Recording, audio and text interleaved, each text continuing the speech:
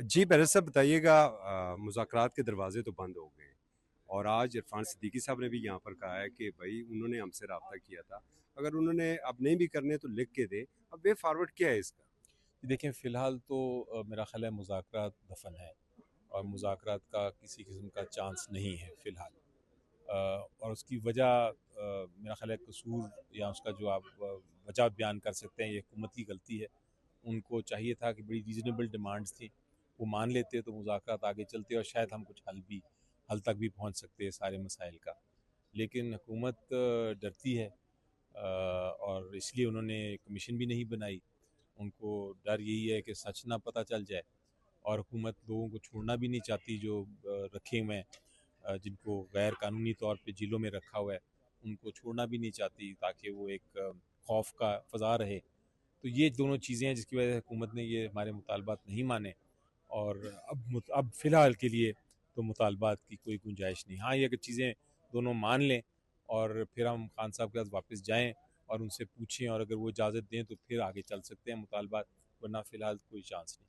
अच्छा, मुज़ाकरात ख़त्म हुए, उसके बाद खैबर पख्तूनख्वा में कुछ तब्दीलियाँ हुईं और एक तासर ये दिया जा रहा है कि अब पाकिस्तान तहरीक-ए-इंसाफ मुफ़ाहमत के बजाय मुज़ाहमत की जानब जाएगी। जी नहीं, देखें, वो तो हमने तो जहाँ तक खैबर पख्तूनख्वा में जो तब्दीली आई है वो तो एक प्रोसेस है, सियासी प्रोसेस है और उसमें किसी के खिलाफ नहीं वो प्रोसेस, वो एक एडिशनल, वो एक पोस्ट है, बड़ी अहम पोस्ट है, पार्टी की तंजीम को हमने मजबूत करना है।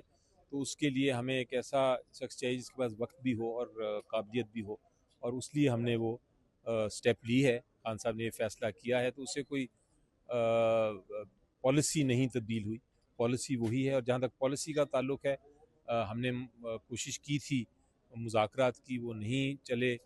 अब हम जो हमारा स्ट्रेटजी है सिविल डिसोबीडियंस की, उसकी तरफ जाएंगे और कोशिश करेंगे कि जो अगला इलेक्शन आने वाला है उसमें हमारी तंजीम भी मजबूत हो और हम मज़ीद बेहतर कर सकें कारकर्दगी और इलेक्शन में जो प्रोसेस है उसमें मजबूत तरीके से वापस आए।